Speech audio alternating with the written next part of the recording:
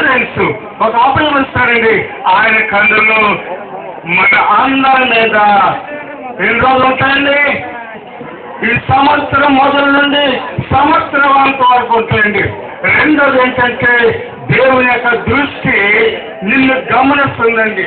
నీ యొక్క సమస్త రికార్డుని ఆయన గమనిస్తున్నాడండి. నీ క్రియలు ఆయన చూస్తూ ఉంటాడు, నీ పాటలు ఆయన వింటూ ఉంటారు.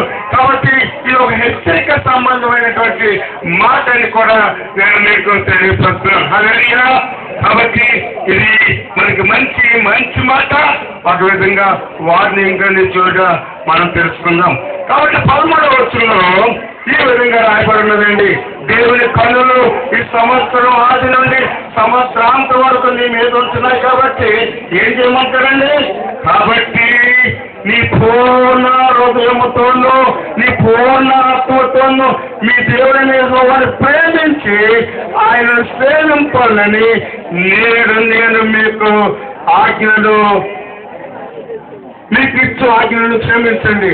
మీరు జాగ్రత్తగా వెళ్ళి అలా మీ దేశమునకు వర్షము అనగా తొలకరి వానలు కరువురి వానలు దాని కాలమున కురిపించదను. అందువల్ల నీవు నీ ధాన్యము నీ ద్రాక్షరసము నీ నూనెయు కూర్చుకుందవు.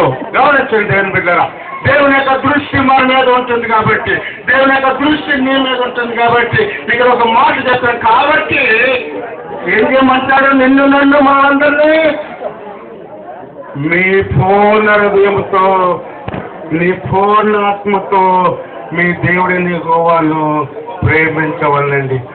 గమనించండి, దేవుని ప్రేమించువారు దేవుని యొక్క మాట వింటారండి, దేవుని యొక్క ఆజ్ఞలు కైకుంటారండి.